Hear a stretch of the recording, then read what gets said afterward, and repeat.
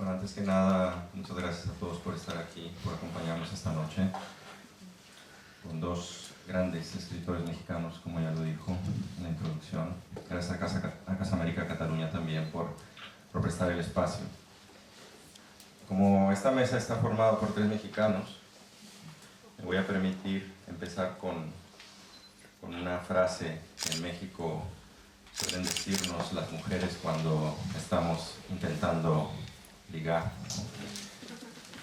o hablar bonito, como se dice, con intenciones lúbricas. Y uno se pone a decir que qué guapa, que inteligente, que maravillosos ojos tiene, etc. Y la mujer responde, eso debes decirle a todas.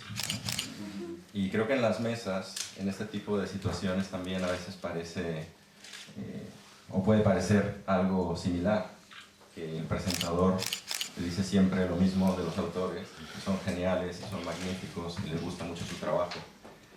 Y algunos en el público se deben de quedar pensando exactamente eso le dices a todos, ¿no? En mi caso debo decir, aunque no me lo crean, lo diré, que en este caso soy un gran admirador de la obra tanto de Guadalupe como de Luigi, y me siento muy honrado de estar aquí hoy, de presentar su trabajo, de hablar un poquito sobre ellos, y dejaré a ellos que hablen más, que además han hecho un viaje mucho más largo que el mío, que fue a 20 minutos caminando, y de bajada, además. Entonces hablaré, para empezar, de qué es lo que pone en común a Guadalupe y a Luigi, que pareciera difícil porque de entrada algunos amigos me dijeron, pero si ella es narradora, él es ensayista, qué difícil hablar con los dos al mismo tiempo. Pues no es tan difícil, porque me parece que en realidad la obra de ambos está muy relacionada,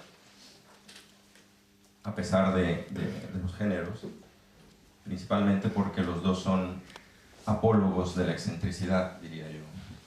En su obra explícitamente se puede encontrar esa defensa a ultranza de lo que algunos llaman raro, o anormal, o marginal, o outsider, freak, como quieran llamarle, anti-establishment, etc. Esto ha quedado patente en la obra de Guadalupe desde su primer libro, desde la novela El huésped, que fue finalista del premio Rade, donde había este personaje, Ana, que estaba habitado por un parásito llamado La Cosa. Después, en su libro de cuentos, Pétalos, un magnífico libro de cuentos, para quien no lo haya leído, corra a comprarlo, donde todos sus personajes son prácticamente una galería de raros, ¿no? Hay un fotógrafo de párpados, obsesionado con fotografiar párpados. Hay un japonés que descubre que él, si fuera planta, sería un cactus, ¿no? Se obsesiona con esto porque su mujer es una enredadera. Mi favorito, que es este personaje que es un sumiller de urinarios, yo le llamo un sumiller, disculpando, de urinarios, ¿no? El tipo que está obsesionado con el aroma de la orina de una mujer. En El cuerpo en que nací, su siguiente novela, esto quedó, creo yo, que ya prácticamente es una novela de iniciación respecto a lo que es aceptarse diferente y aprender a ser diferente y defender el ser diferente. Me parece que en sus últimos dos libros, El matrimonio de los peces rojos, el libro de cuentos, y Después del invierno, que va cambiando un poquito, ya hablaremos de eso más adelante, ya me dirá Guadalupe si son ideas mías o es así. Hay algunos guiños ya hacia la cotidianidad y la normalidad. Veremos si es así. En el caso de Luigi Amara, esto también ha quedado más que evidente en varios ya de sus libros de ensayos, El peatón inmóvil, En la escuela del aburrimiento, que no puede haber nada más a contracorriente que escribir hoy en día una defensa del aburrimiento, en un tiempo como el de hoy, donde vivimos obsesionados por llenar cualquier espacio de inactividad con algo, con el móvil, ¿no? Por ejemplo. En su libro de ensayos, Los disidentes del universo, es también una galería de seres freaks, ¿no? De seres extraños. Y qué decir del libro del que hablaremos hoy, La historia descabellada de la peluca. Y además he descubierto que Luigi usa mucho la palabra descabellado. No sé si te has dado cuenta, pero me la he encontrado en varios de tus libros. Y eso ya es una señal de algo. Leeré dos breves, o no tan breves, pero creo que son breves, citas de libros de Guadalupe y de Luigi, solo para introducir la discusión y los dejaré hablar, si no me enrollo. En El huésped, la primera novela de Guadalupe Nettel, hay esta cita que me parece directamente esa defensa de lo excéntrico o de lo anormal de lo que hablaba. Dice: nos obligan a adoptar un comportamiento uniformado que nos hace ver apacibles, pero ¿qué sucede con nuestra verdadera personalidad? Se queda ahí, contenida, esperando el momento de salir a la luz, aunque sea en un ataque de nervios. Y también hay una especie de diatriba contra lo que suele llamarse el sentido común o la normalidad. Y dice Guadalupe: la verdadera insensatez consiste en dejarse gobernar por una regla legitimada, en apariencia, por ese adjetivo irrisorio. ¿Desde cuándo la comunidad ha mostrado cordura? Y desde cuándo ser normal es lo cuerdo, ¿no? Lo mismo o algo parecido está en Los disidentes del universo, de Luigi Amara, cuando para justificar la elección de esos personajes de sus ensayos, dice que parece que esos personajes los decepcionara la cómoda sucesión de la rutina, como si prefirieran tantear un territorio recién surgido de la nada y apartado de las convenciones, pero también como si no tuvieran mayor opción. Hay individuos que dan un paso al margen y se desmarcan de lo consabido, un paso a veces imperceptible. Y entonces, solo por este gesto que se diría inocente o espontáneo, por este acto nada enfático de desmarcarse y hacerse a un lado, se exponen a no encajar nunca más en el sistema al que hasta hace poco pertenecían, convirtiéndose, como escribe Nathaniel Hawthorne, en parias del universo. Esto, en ambas citas que he leído ahora, me parece que hay una reivindicación de lo marginal, de lo excéntrico, y ya que en la publicidad de esta charla se hablaba también de lo autobiográfico, en los libros de Luigi de Guadalupe, me gustaría empezar con esa provocación de dónde surge este interés por lo marginal y lo excéntrico y que tiene que ver con sus inquietudes y sus procesos de escritura. Guadalupe. Bueno, pues muy buenas noches, muchas gracias por haber venido y muchas gracias a Juan Pablo Villalobos, que no solamente ha leído y comentado desde hace ya varios años mis libros, sino que escribió el prólogo más bonito que se ha escrito sobre un libro mío para la edición brasileña de El cuerpo en que nací. Entonces, bueno, para responder a la pregunta, creo que hay que remontarse a hace 20 años, un poquito más.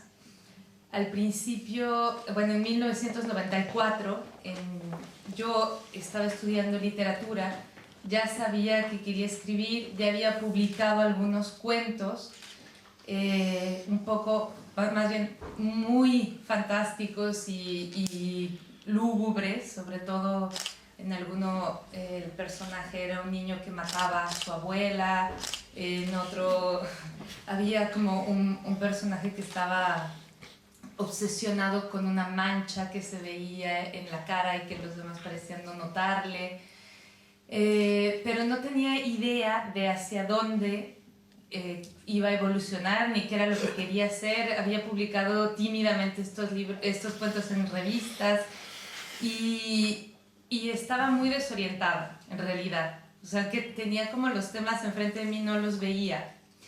Y me acuerdo que en ese año sucedió el levantamiento del Ejército Zapatista de Liberación Nacional en México y por primera vez, de manera mediática, los indígenas tomaron la palabra en México y empezaron a decir que era importante que miráramos ahí donde más nos dolía, aquello que más nos avergonzaba de nosotros mismos, aquello que habíamos querido ocultar a ojos del mundo entero durante años y que eran ellos, ¿no? Que eran las condiciones de miseria y de pues, de marginación en la que ellos vivían.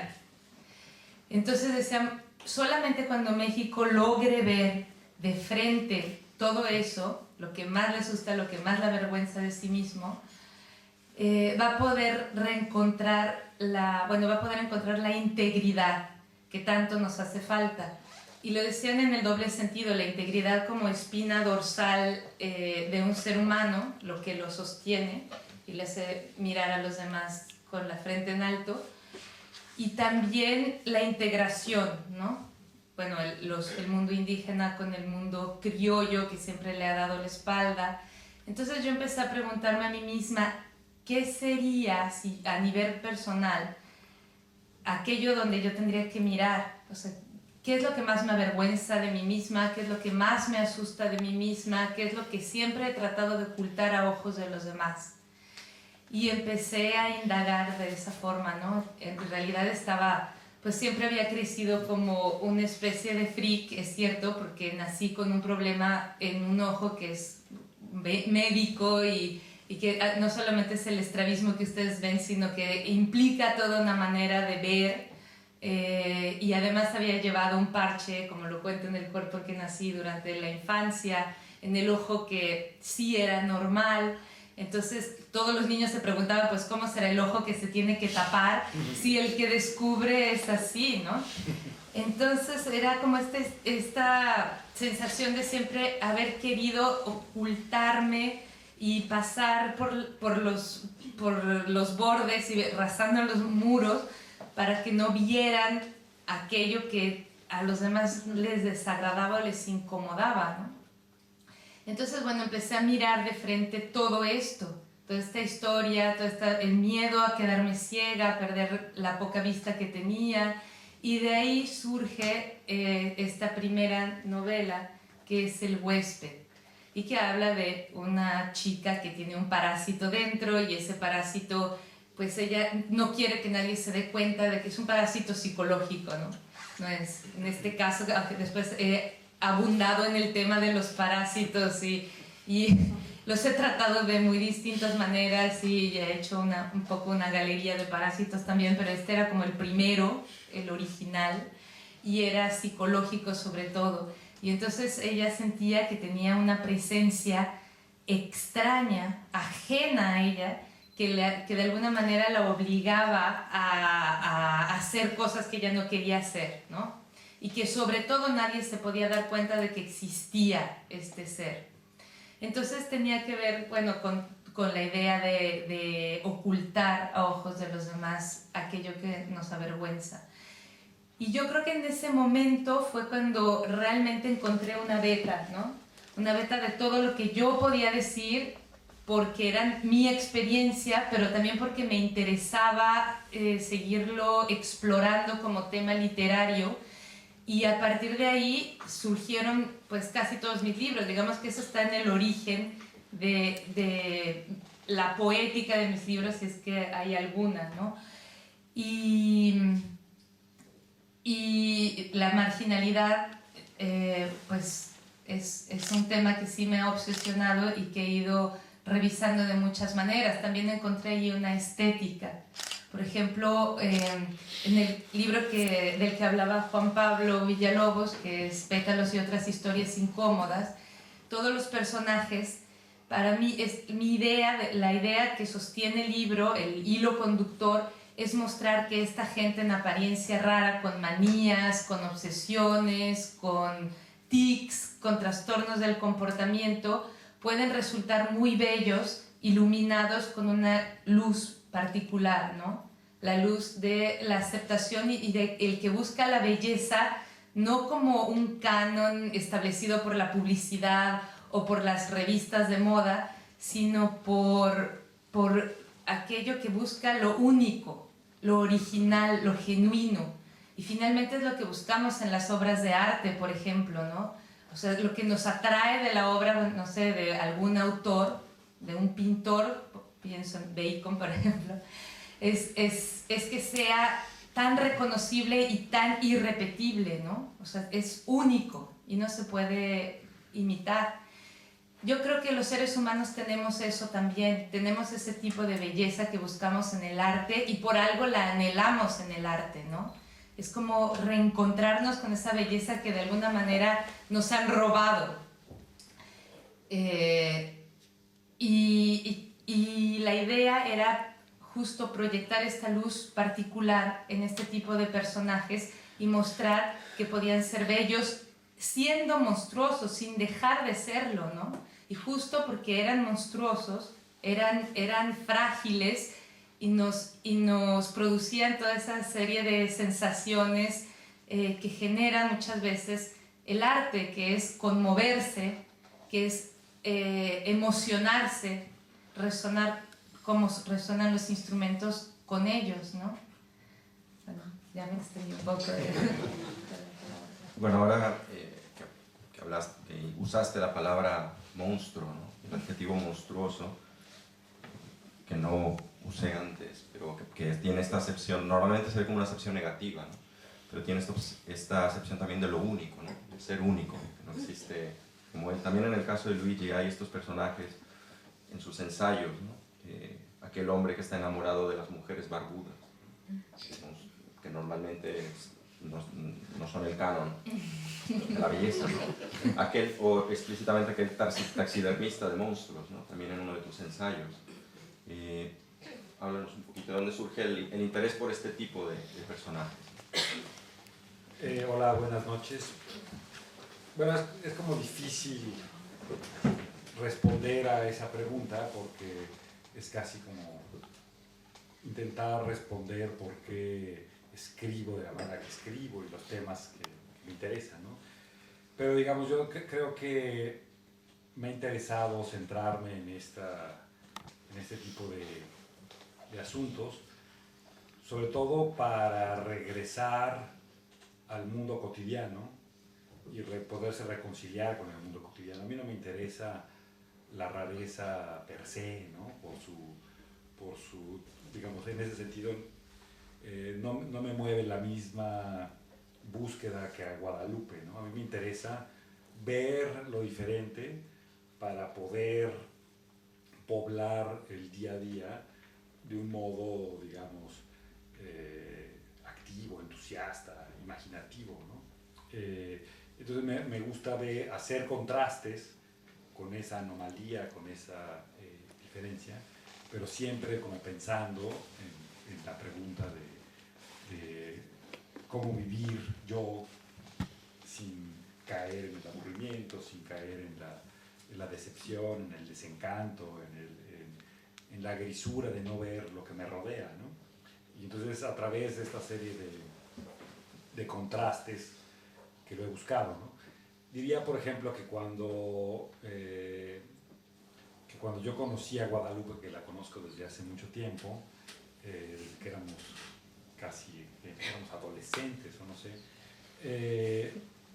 pese a que ella se vivía o vive como freak, etc., a mí me parecía bastante normal, por lo menos, no sé, más normal que mi madre o que muchas otras amigas, etc., ¿no?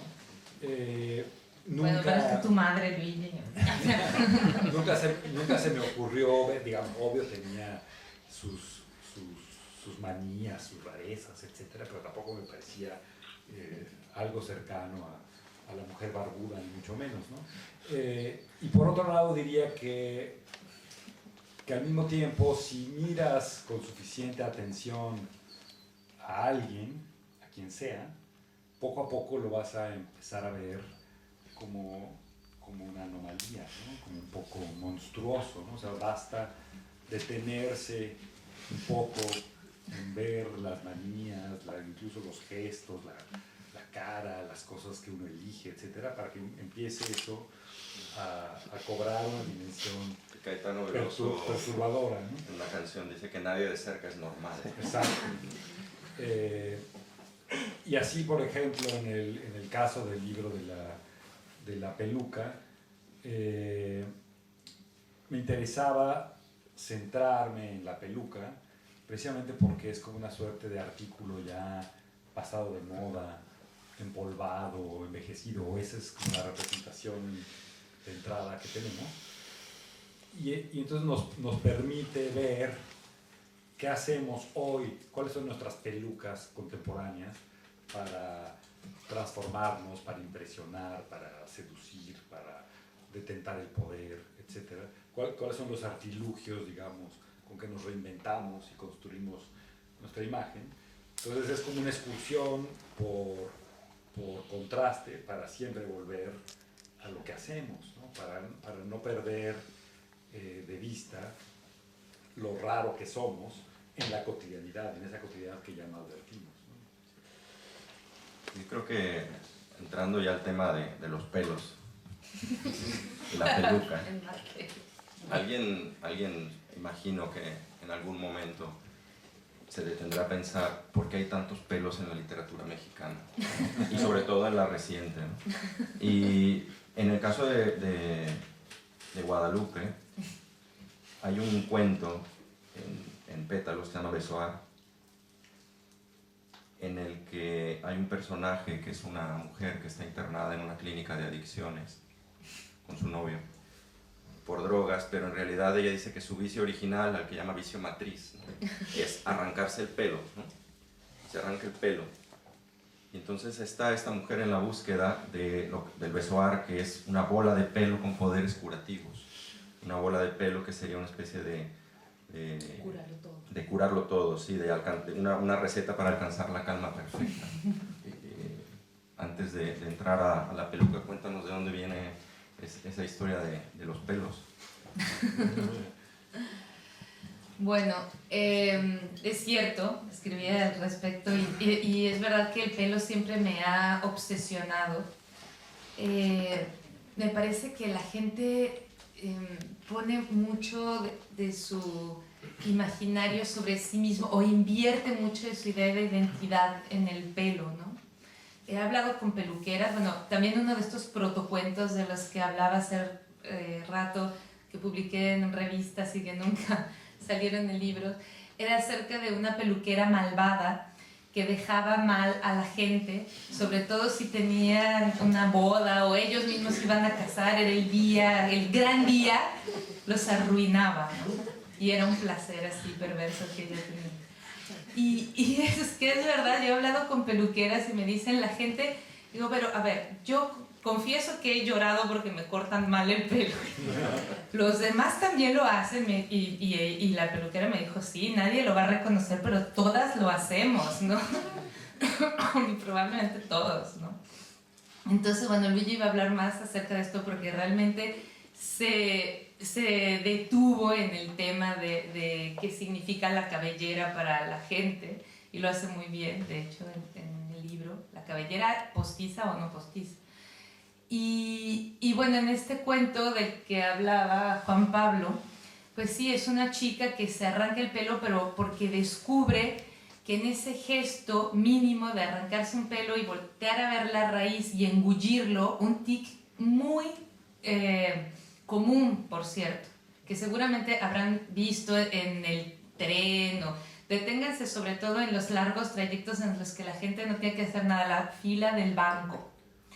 Entonces ahí podemos encontrar muchas de las manías que tiene la gente y esta yo la conozco en particular. Entonces ella encontraba durante un fragmento de segundo, en el momento exacto en que se arrancaba el pelo y lo volteaba a ver, como la calma, la tranquilidad, la felicidad, ¿no? Y tenía que repetirlo y repetirlo, pero los demás empezaban a hacerle sentir que era monstruosa y que estaba muy mal lo que hacía y que tenía que regresar al comportamiento socialmente aceptado. Entonces ella aprende a esconder pues lo que más le gustaba en la vida o lo que más placer le provocaba y se deja crecer una larga cabellera con la que además aprende a ganarse la vida porque modela, pero debajo del pelo frondoso tenía grandes calvas que para ella, bueno, le recordaban los momentos de bulimia, los atracones que se había dado con ese tic y de soledad, pero ella no podía compartir eso con nadie, ni podía ni siquiera atreverse a tener una relación de intimidad con los otros, porque sabía que lo que más le gustaba en la vida producía un rechazo, ¿no? Entonces, pues empieza a hablar acerca de este vicio, acerca de esta imposibilidad de detenerse, porque eso era lo que le generaba calma, y acerca, bueno, de todas las compulsiones, ¿no? Que en general, pues los seres humanos tenemos, como decía Luigi y también Juan Pablo y Caetano Veloso. Todos tenemos este tipo de cosas, ¿no? Cuando nos miramos bien, y en Pétalos es lo que trato de decir, o sea, utilizo personajes como este, que pueden parecer monstruosos para los padres de esta chica lo era porque les avergonzaba, pero en realidad todos tenemos algo así, ¿no? Y que queremos ocultar a ojos de los demás. ¿Y por qué ocultarlo finalmente? ¿Por qué no aceptar que nadie es normal y que todos somos un poco freaks? Era mi idea en este libro, ¿no? Entonces, bueno, escogí el pelo porque creo que, además de que la gente invierte muchísimo de su identidad, es algo que a mí siempre me ha interesado, efectivamente. Y creo que en el caso de la historia descabellada de la peluca, que es una maravilla realmente, más allá de la historia de la peluca, es también una historia de la impostura, ¿no? Del disfraz, de los vaivenes estéticos y de la imagen. A mí me gusta mucho, me parece que es casi una declaración de proyecto de libro, o me tomo la libertad de decir que ahí está la declaración del proyecto del libro, cuando respecto de algunos grandes pensadores que usaron peluca, Luigi se da cuenta de que ninguno de ellos reflexionó sobre la peluca, sobre el hecho de que usaban peluca y qué significaba el usar peluca. Hay una frase muy bonita que dice: aunque solo separados por las delgadas paredes del cráneo, pensamiento y peluca no se encontraban. Y me parece que este libro llena ese hueco, ¿no? de falta de pensamiento en torno a la peluca. ¿De dónde surgió el proyecto de escribir este libro? ¿Cómo vino? Bueno, en parte de eso, ¿no? Darme cuenta de toda esta gama de filósofos de la Ilustración, ¿no? Que desde Rousseau, Kant, Leibniz, Berkeley, el que uno quiera, estaban empelucados, ¿no? ¿Y qué significaba que justo los grandes defensores de la autonomía del pensamiento, etcétera, no tuvieran la suficiente autonomía para no ponerse peluca, ¿no? Y siguieran, digamos, las modas y ritos sociales al pie de la letra, ¿no? Y ahí es curioso porque, por ejemplo, en un texto Rousseau, ¿no? Además, ni más ni menos que Rousseau, que defiende el buen salvaje, la austeridad, la naturalidad, etcétera, dice un día: voy a cambiar a partir de hoy, ya no puedo vivir como he vivido, voy a dejar de usar esa peluca que siempre he usado por una más corta. Entonces uno se queda desconcertado, ¿no? Bueno, ¿por qué no se la quita, ¿no? De una vez. Y un poco la idea del libro era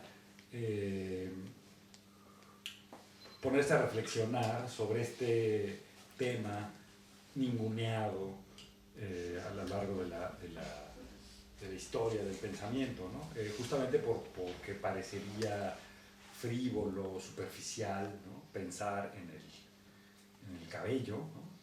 Y pese a toda la importancia que, como dice Guadalupe, le damos en la vida diaria, pensar sobre el pelo pues es completamente secundario visto desde esta tradición, ¿no?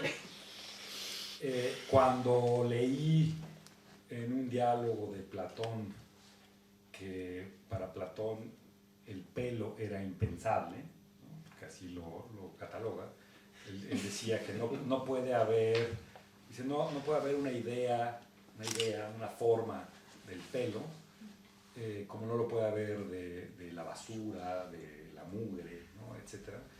Entonces dice, el pelo es impensable, ¿no? Entonces, ahí es casi como un desafío que lanza y yo me embarqué en el proyecto de, digamos, de demostrar que podía pensarse el pelo, ¿no? que era falso este alarde de Platón. Y entonces me di a la tarea de pensar por qué tiene tal centralidad en la vida cotidiana la cabellera, ¿no? Sí.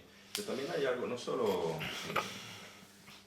ahora lo tocábamos más en un tono jocoso, pero también hay algo perturbador en el pelo y en la peluca, ¿no? Y de hecho en algunos de tus ensayos de la historia escaballada de la peluca lo tocas, ¿no? Está aquel personaje de Polanski en La Locatea, hay algunos capítulos que son siniestros, ¿no? Y bueno, ya que tú hablaste mal de tu mamá, yo no pensaba hablar mal de mi suegra, porque hay una anécdota que es muy bonita, pero ya me diste ánimos de que puedo hacerlo. Yo no sabía que mi suegra usa peluca, ¿no? Entonces, porque tiene una enfermedad. Entonces, y cuando vino a Barcelona por primera vez y se quedó en casa con nosotros, pues yo conocí a mi suegra con sus pelos, ¿no? Y un día tuvo un descuido y se dejó la peluca colgada en un lugar de la sala. Yo despierto muy temprano siempre, me gusta escribir de mañana. Y desperté y entré a la sala y vi el pelo de mi suegra en la mitad de la sala colgando. Sentí un terror porque era como si le hubieran cortado la cabeza, como si hubiera encontrado la cabeza empalada allí. Es decir, hay algo muy siniestro también en torno a la peluca. Sí, y hay una relación profunda entre el horror, por ejemplo, y el pelo, ¿no? Las palabras incluso vienen de las mismas raíces. La ¿sí? bestia de la bella y la bestia del pelo. Bueno, y digamos, cuando uno se asusta, pues se te electriza el pelo, ¿no? Hay una reacción, ¿no? Capilar. Y creo que en parte también la fascinación del tema es precisamente que es una gama muy amplia, ¿no? Que es como difícil reducir en una explicación unívoca qué significa tener cabellera, ¿no? Porque se usa para tantos fines, ¿no? Por supuesto para seducir, pero también para impresionar, ¿no? Es como nuestras astas, nuestras crestas, nuestro plumaje. Como no tenemos eso, tenemos un poco de pelo y lo intentamos sacar jugo, ¿no? Casi de maneras desesperadas, ¿no? Y creo que el lado terrorífico tiene que ver con que no es que sea necesariamente una simulación del cuerpo, sino que es el cuerpo, es una parte del cuerpo que está allí, ¿no? Pero nos trasciende también, ¿no? Porque nosotros nos morimos y el pelo sigue creciendo. Bueno, yo creo que ese parece que es el mayor mito de la historia de la humanidad, ¿no? O sea, por lo que he sabido, no es que el pelo ni las uñas realmente crezcan, ¿no? Esa es como una creencia, o sea, más bien lo que pasa es que la piel se encoge, ¿no? Y entonces parecería que el pelo crece, ¿no? Pero ya sería como sobrenatural, ¿no? Si hubiera eso. Pero sí, digamos, creo que sí tiene uno la sensación de que, aunque es parte del cuerpo, también es ajeno al cuerpo, ¿no? Y es como... Se pone accesorio, ¿no? Sí, hoy que me llevaron a hacer una sesión de fotos a una peluquería, ¿no? Ahí uno se daba cuenta de que cuando uno le pregunta, bueno, ¿cómo es tu hijo, tu novia, etcétera? Casi en primer lugar uno dice, bueno, pues es rubio, tiene el pelo lacio, etcétera. Pero eso podría cortárselo en 5 minutos y ya no sería su atributo esencial, ¿no? Yo veía hoy todos los pelos en el suelo y pensaba no solo en este lado como tétrico, ¿no? Sino también en que había perdido algo de su identidad hasta ese momento y ahí estaba, simplemente tirado, iba a ser barrido sin más, ¿no? Ese lado perturbador de la cabellera fue algo que también me atrajo, ¿no? Bueno, los personajes de Después del Invierno, creo que hasta donde recuerdo no tienen cuestiones mal resueltas con el pelo, ¿no? Hasta donde recuerdo. Los protagonistas de esta novela, ganadora del premio Herralde, lo cual te autoriza a hacer comentarios estilo Iñárritu, si quieres. Ya lo hice en su momento. Bueno, también podemos hablar un poco más adelante de eso. Es una novela narrada a dos voces, una voz masculina, que es la de Claudio, un cubano que vive en Nueva York, y Cecilia, una mexicana que vive en París. Una novela que tiene muy poquitas páginas en México, ¿no? Según la infancia de Cecilia en Oaxaca. Y Claudio es un personaje obsesivo o directamente maniático, ¿no? Especialmente con su espacio privado, mantener limpio su departamento, tener a raya a los vecinos, que nadie lo moleste, que nadie lo salude, que nadie lo saque de su rutina. Pero sabes que sí hay, perdón que te interrumpa, pero sí, ahora que estás mencionando esto, me acuerdo de que hay una parte en la que Claudio habla del pelo y dice que no soporta verse la cantidad de pelo que tiene en el cuerpo y en el pecho, ¿no? Porque le recuerda la animalidad del ser humano, que es algo que él no puede tolerar. Claro, es un personaje que busca la asepsia, ¿no? Es decir, él quisiera ser totalmente aséptico, ¿no? Y Cecilia, que vive en París, tiene una obsesión por los cementerios, ¿no? Esta es una historia o una novela de múltiples historias de amor y una reflexión sobre la muerte también. Me parece que en comparación con tus libros anteriores, lo apunté al inicio, hay una mirada hacia tus personajes diferente. Lo estoy planteando, no estoy seguro, pero me gustaría que hablaras de eso, más compasiva quizás. Me parece que algunos de tus personajes en tus primeros cuentos, en tus primeros textos, encontraban destinos trágicos, ¿no? Encontraban el suicidio, la soledad. Nada más le estalla una bomba, se le muere el amor de la vida. Les cortan el pelo mal. Y ahora me parece que en esta novela hay una reivindicación más de la normalidad, ¿no? Incluso ahí usas una frase de Perec, ¿no? Es una frase de Perec que en algún momento se cita sobre cómo no reparamos o ponemos atención en lo cotidiano, nunca nos interrogamos acerca de lo habitual y que estamos como anestesiados, que dormimos una vida de letargo, en sueños, ¿no? O sea, aquí hay también ya una mirada, creo que a mí me parece muy rico ese contraste que establece esta novela entre efectivamente esa anormalidad aparente de sus personajes, pero ahora también una mirada quizás más compasiva, ¿puede ser o no? ¿No lo ves así? Yo creo que sí, tienes razón. O sea, hay una parte, por un lado pienso que seguramente es la influencia de Luigi Amara en mi literatura, porque la idea es ver más lo cotidiano como anormal, ¿no? Ella en algún momento vive en un edificio y está sola casi todo el tiempo, bueno, él también, pero se dedica a ir registrando los ruidos de sus vecinos.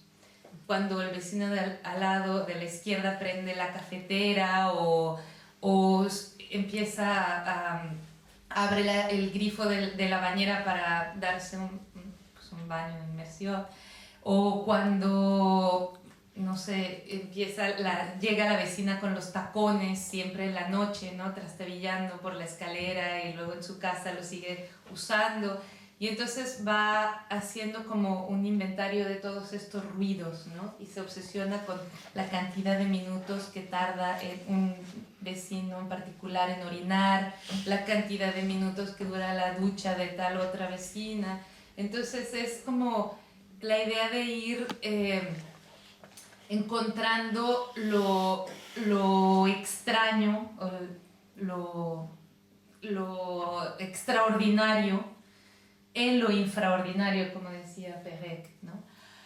Pero por otro lado, esta novela no solamente habla de eso, es como una digresión, sino creo que el tema fundamental es esta idea de cómo se da el paso del tránsito entre nuestras grandes expectativas durante la juventud y eso que nos hacemos estos sueños acerca de nosotros mismos en los que vamos a encontrar la felicidad en algún momento y la felicidad será duradera y lograremos cumplir con nuestro objetivo existencial y el sueño de nuestra vida.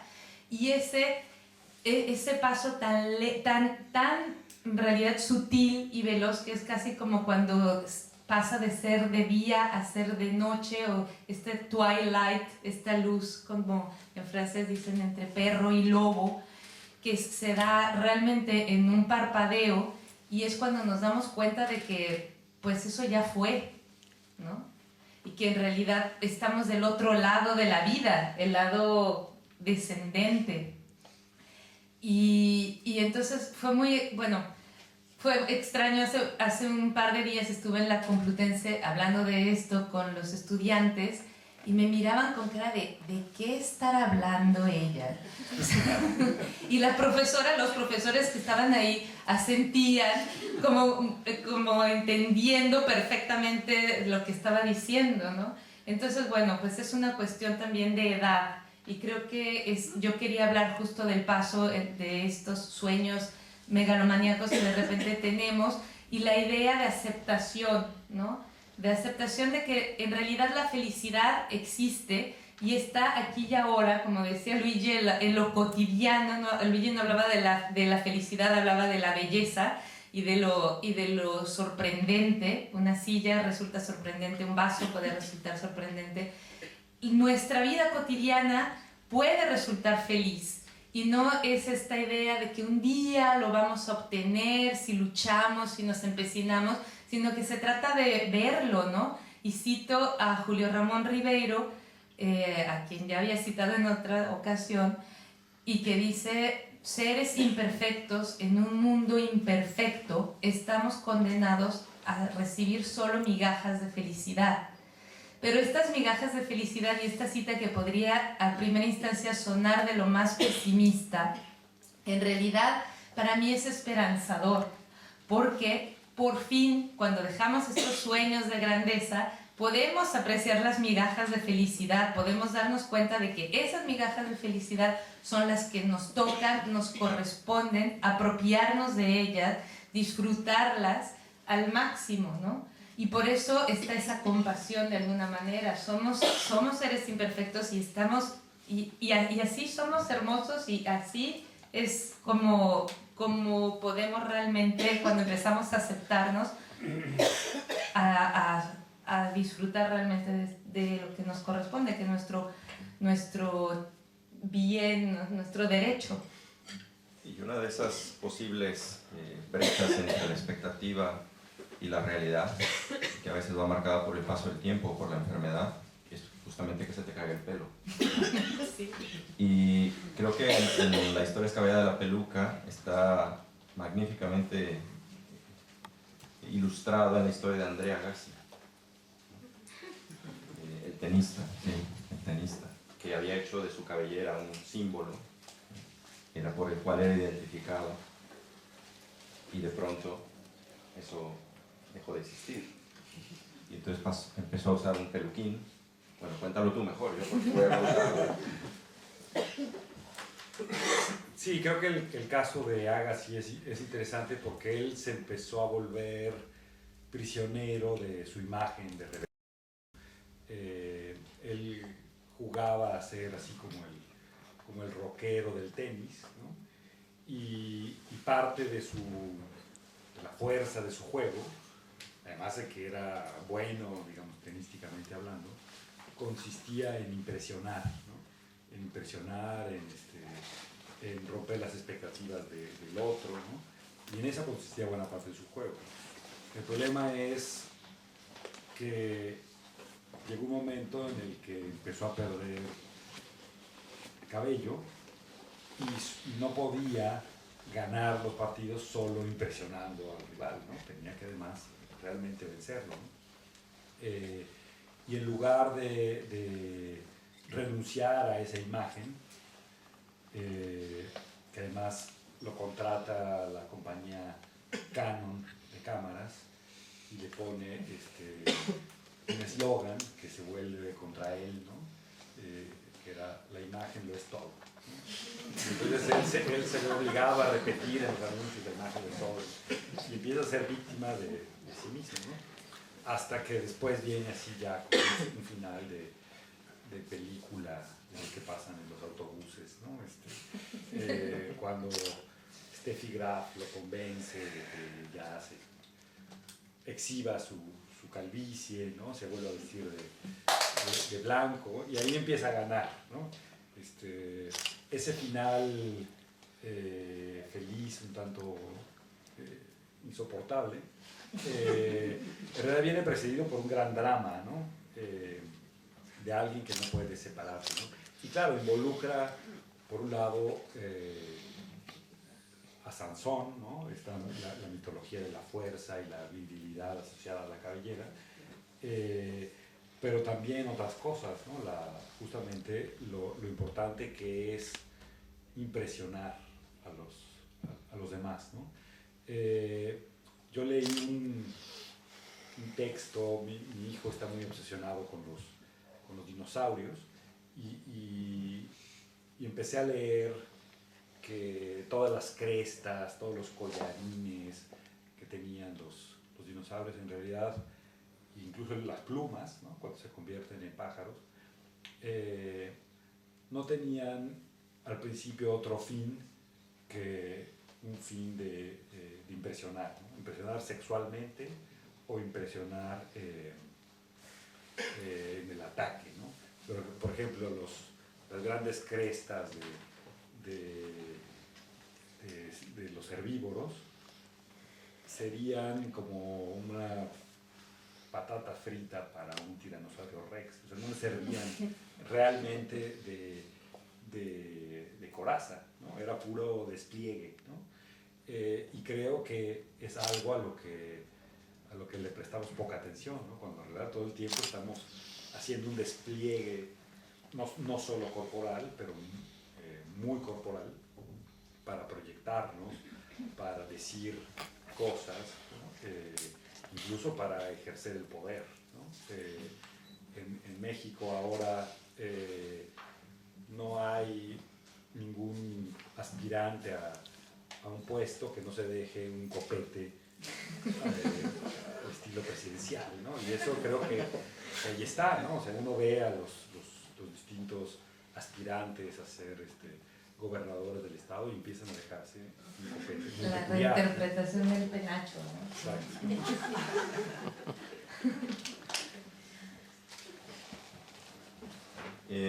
Bueno, ahora voy a hacer un cambio un poquito abrupto, vamos a salir de los pelos. Para hablar... Si yo apenas los iba a sacar, mira. Mira. Haberlo dicho antes.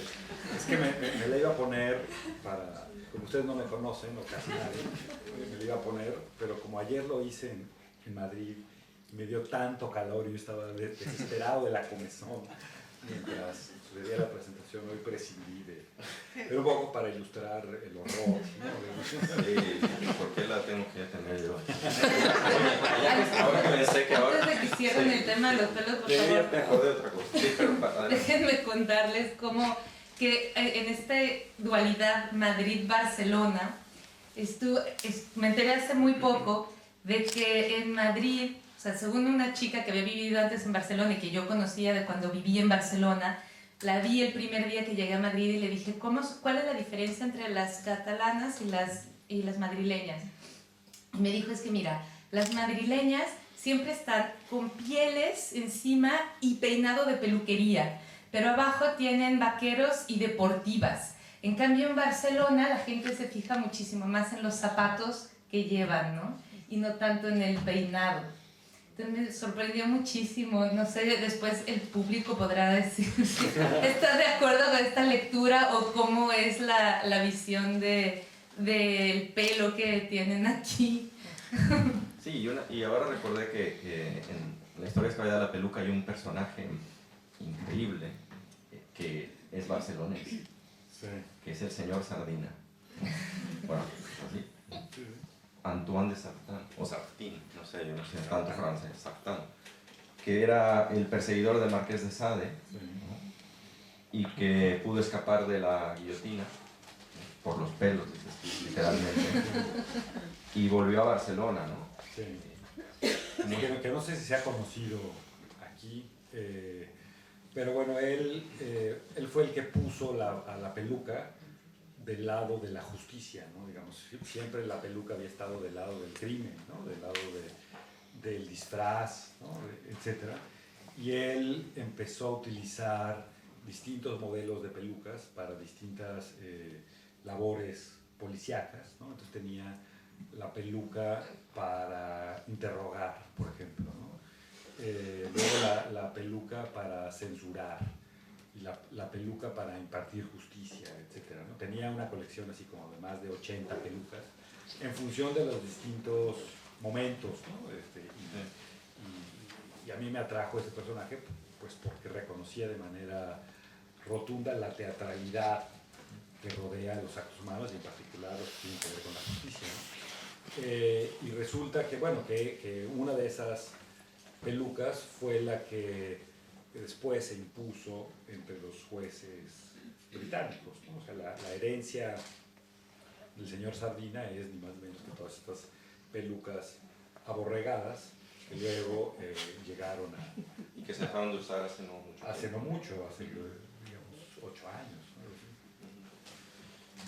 Bueno, escapando por los pelos del tema de los pelos, me gustaría hablar un poquito de autobiografía y de ficción y lanzar aquí la idea o la provocación de que tengo la impresión, Guadalupe, no sé qué opinas, de que muchas veces se dice que algo es autobiográfico de una manera poco rigurosa.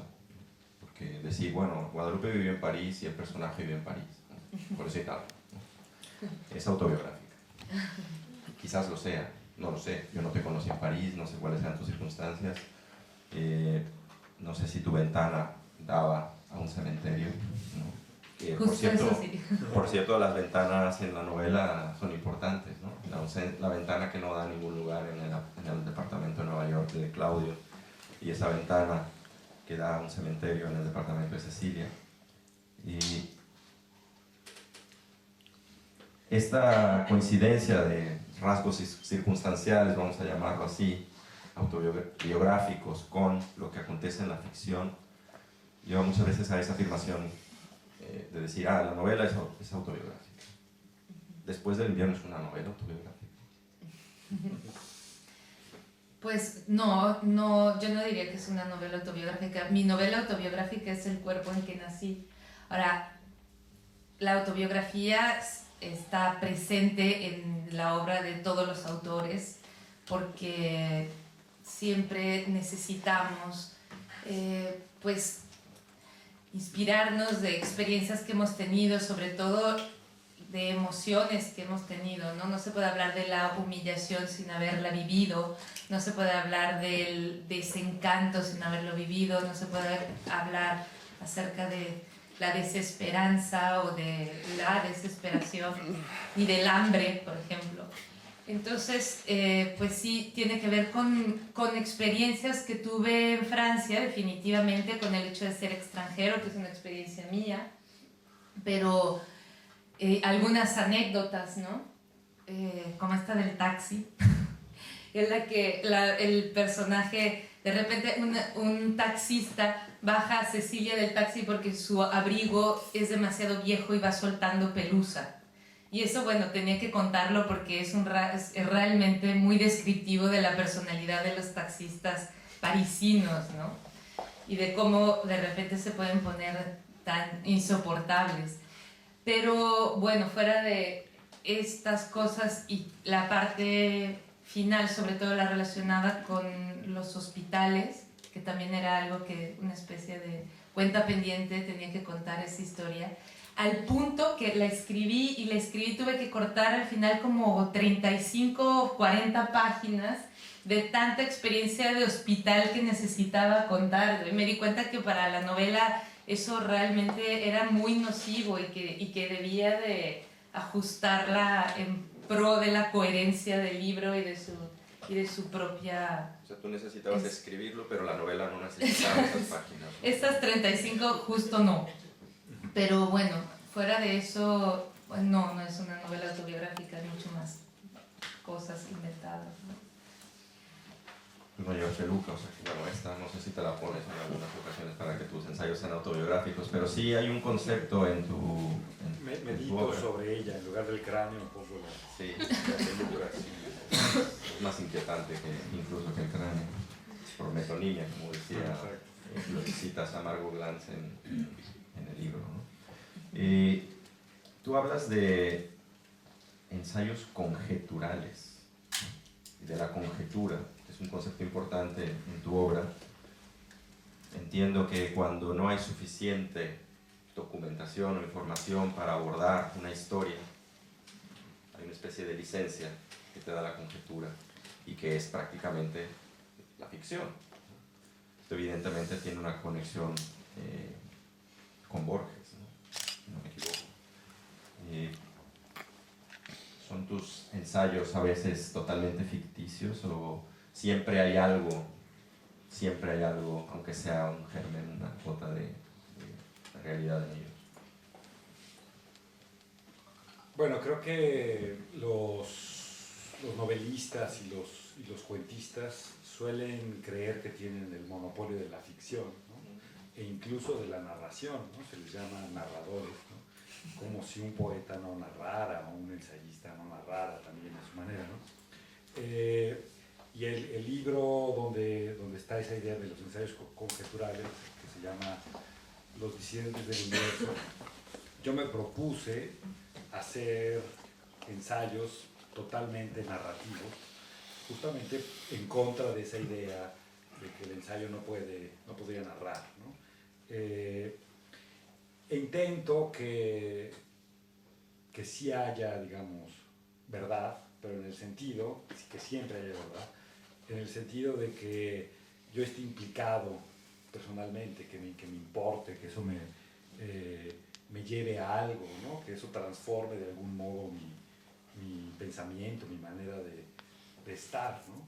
Si para eso hay que llenar huecos y, digamos, maquillar y centrarse en un detalle y amplificar otro, etc., a eso se le puede llamar ficción, pero también se le puede llamar forma, si uno quiere, ¿no? Entonces, por ejemplo, yo siempre he pensado en Walden, de Henry David Thoreau, ¿no?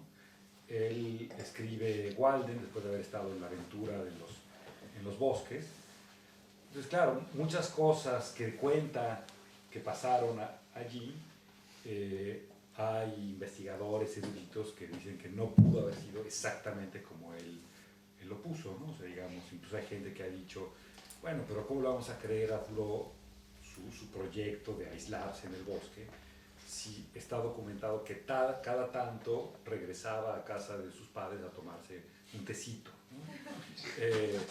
Bueno, a mí me parece que esas escapadas a tomarte un tecito y galletitas no invalida todo el proyecto autárquico que él tenía en mente, y me parece natural que lo haya querido omitir a la hora de contarlo, ¿no? A la hora de narrarlo, ¿no? Y que le haya en contraparte metido otro tipo de materiales, digamos, como tú dices, para llenar los huecos, ¿no? En ese sentido pienso que la forma escrita, cómo se va dando la escritura,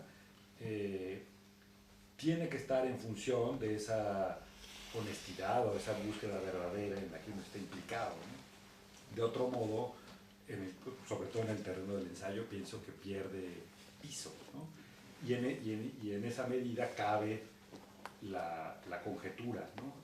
Que es además el método que usó Nathaniel Hawthorne, ¿no? que lo citaste, porque él lee una noticia en un periódico de unas cuantas líneas y luego lo tiene que reconstruir, ¿no? Quiere reconstruir la misteriosa noticia de un marido que se va durante 20 años, pero en realidad se muda a la vuelta de la esquina donde vive su mujer, ¿no? Entre otras cosas se pone una peluca, ¿no? Para pasar inadvertido.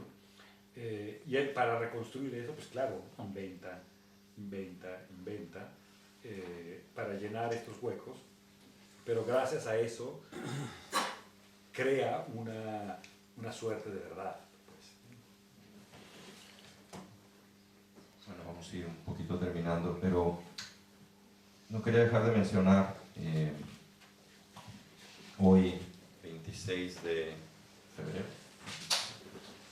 5 meses de la desaparición de los estudiantes de Ayotzinapa, que en principio, muy por la superficie, parecería que en la obra de Guadalupe o en la obra de Luigi no hay una vena social o política, o llámenle como quieran, pero sí creo que hay una muy sólida construcción de lo que yo llamaría una ética de la excentricidad, lo llamamos aquí, o también de la marginalidad, que es muy importante y muy sana para una sociedad como la mexicana, que se ha regido siempre por valores tan jodidos, vamos a decirlo, ¿no?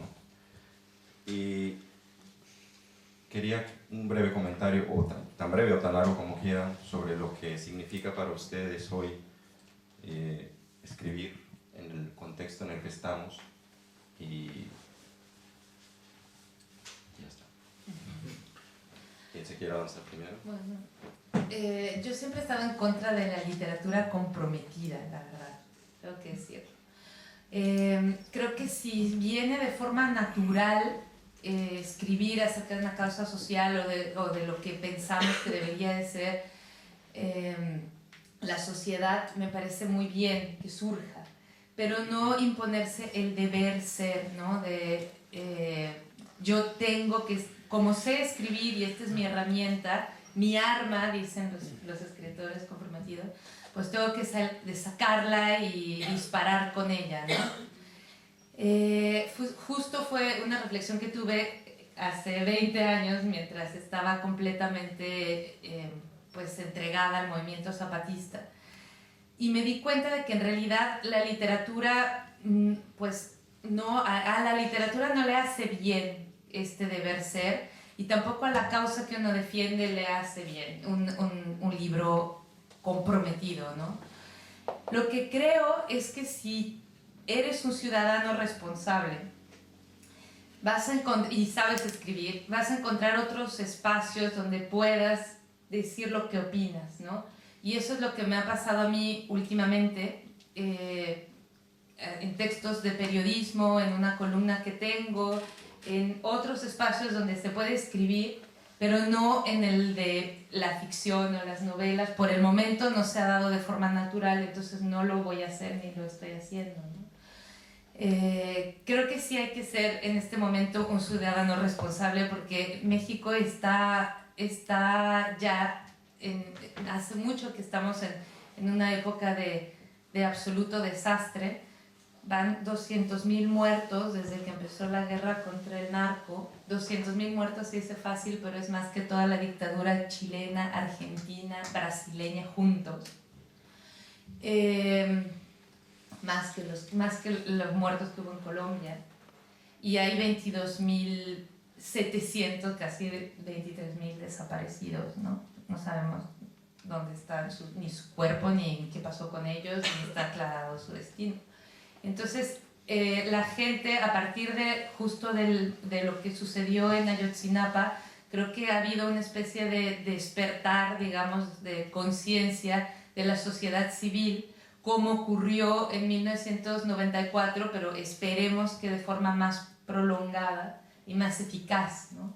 Y que sí es parte de nuestra responsabilidad en este momento, pues participar de esa toma de conciencia y hacer que se reparta más, ¿no? Yo en parte estoy de acuerdo con Guadalupe, pero en parte en desacuerdo, porque sí creo que la literatura comprometida puede volverse un panfleto, ¿no? un bodrio. Está este libro que escribió Damián Tabarovsky en Argentina, que se llama Literatura de Izquierda, donde justamente muestra que la literatura típica de la gente de izquierda suele ser muy conservadora formalmente, ¿no? Suele ser poco arriesgada, muy panfletaria, y él llama literatura de izquierda en realidad a a la literatura que está haciendo innovaciones formales, búsquedas experimentales, etcétera, ¿no? Y eso se embona, no sé, como con la frase de Mayakovsky, que decía que no hay poesía revolucionaria, sino en una forma revolucionaria, ¿no? Pero estoy en desacuerdo porque yo creo que el escritor puede involucrarse en estos asuntos como escritor y no solo como ciudadano, sin caer en el panfleto, ¿no? Y creo que parte de ese desafío está en romper un poco con la forma tradicional de escritura, ¿no? En México yo escribo poesía, ¿no? Todo el tiempo entre los poetas nos hacemos el chiste desde hace años. Si ya escribiste tu poema sobre la violencia, ¿no?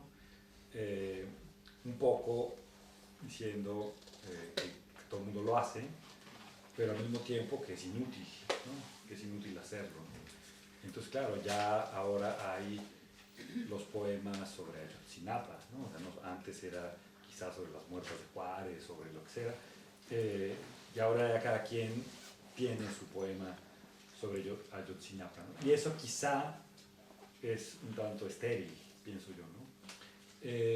El tipo de cosas que, por ejemplo, me han interesado y en las que me he involucrado es intentar hacer al revés una suerte de poesía participativa, colectiva, entre muchos, que intente recoger las voces, los testimonios, etc., ¿no? Entonces, probablemente nunca va a haber ahí el poema de Luigi Amara sobre Ayotzinapa, pero sí estamos escribiendo de manera colectiva, involucrándonos, por ejemplo, con los testimonios de los padres, etc., para que, sacado del contexto, digamos, social o periodístico y trasladado al terreno de la poesía o de la poesía digital, adquiera otro significado ese tipo de pronunciamientos, ¿no? Yo creo que cuando uno deja su lugar habitual, que sería el escritor que firma, ¿no? Que es un autor, ¿no? Para utilizar la escritura por otros medios, puede haber un sentido en el que uno no solo se va a involucrar como ciudadano, ¿no? Que bueno, eso se da casi por descontado en una situación de horror como la que se vive en México, ¿no? Sería casi impensable que alguien ahora en México no esté pensando cotidianamente en cómo contribuir, ¿no? Bueno, yo creo que de algún modo u otro, que en casi todas las esferas hay una cierta conciencia, en ese sentido como el despertar, ¿no? Pero pienso que es la tarea de los escritores, de los artistas, pensar cómo actuar desde nuestras trincheras, ¿no? Y no solo como ciudadanos, utilizar el arte y la escritura para hacerlo, ¿no? Tal vez lo que tenemos que hacer es abandonar las formas convencionales, que sería la literatura comprometida de esta manera como añeja. Bueno, si alguien quiere hacer alguna pregunta, ahora es el momento.